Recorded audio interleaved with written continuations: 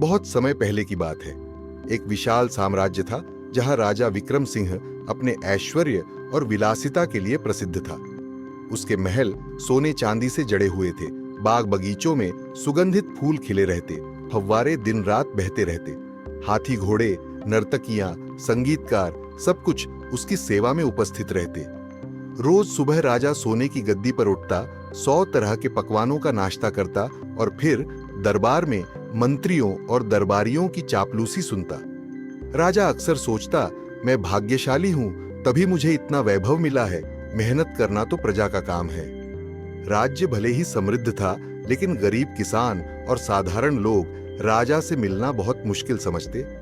यदि कोई मदद मांगने आता तो राजा घमंड से कहता, भाग्य में होगा तो मिलेगा, वरना मेहनत करो। उसकी यह कठोरता और अहंकार धीरे धीरे लोगों को निराश कर रहा था। एक दिन महल के द्वार पर एक वृद्ध साधक आया। वह साधारण वस्त्रों में था, लेकिन उसके चेहरे पर अद्भुत तेज झलक रहा था। सैनिकों ने उसे रोकना चाहा, पर उसने आग्रह किया, मैं राजा से मिलना चाहता हूं। जब वह दरबार में पहुंचा तो राजा हंसते हुए बोला, यह भिखारी कौन है, अंदर लाओ। साधक ने शांत स्वर में कहा, राजन, मैं तुम्हें यह बताने आया हूं कि असली सुख तुम्हारे भाग्य या धन में नहीं, बल्कि परिश्रम और धर्म में है। राजा जोर से हंसा और बोला, साधु, तुझे क्या पता विलासिता क्या होती है? मेरा भाग्य महान है, इसलिए सब कुछ मुझे मिला है। मेहनत करना मेरे लिए नहीं, मेरे सेवकों के लिए है। साधक ने गंभीरता से उत्तर दिया, राजन, भाग्य समय के साथ बदल जाता है, लेकिन परिश्रम से पाया गया सुख स्थायी होता है। राजा ने उसका अपमान कर दिया और दरबार से निकलवा दिया।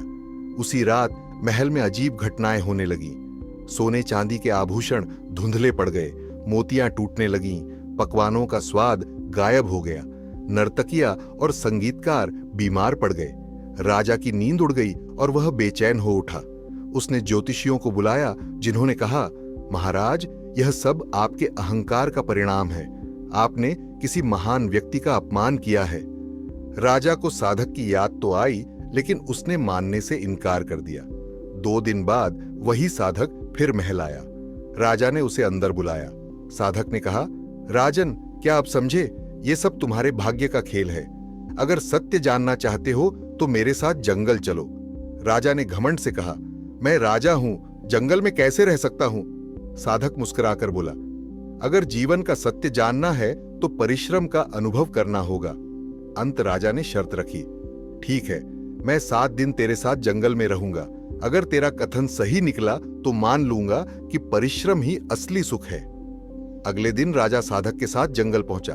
वहां न सेवक थे, न पकवान, न कोई विलासिता, केवल पेड़, झरने और वन्य जीव। पहले दिन राजा भूख से तड़पता रहा।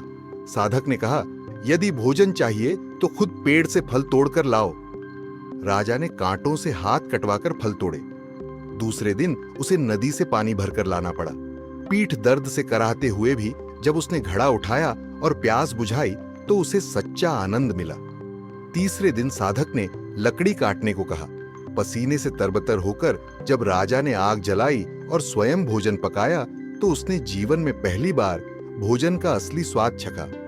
7 दिन पूरे होते होते राजा बदल चुका था। उसकी आंखों से आंसू बह निकले। उसने साधक से कहा, हे महात्मा, अब मैं समझ गया हूं, भाग्य का सुख क्षणिक है, लेकिन परिश्रम का सुख अनंत है। मैंने सोने की थालियों में भोजन किया, पर उसका स्वाद कभी नहीं मिला। यहां अपने हाथों से तोड़े फल और पकाया भोजन ही अमृत बन गया। साधक मुस्कुराकर बोले, राजन, यही जीवन का सत्य है। अहंकारी मनुष्य भाग्य खो देता है, परिश्रमी सदैव ईश्वर की कृपा पाता है। राजा साधक को प्रणाम कर महल लौटा।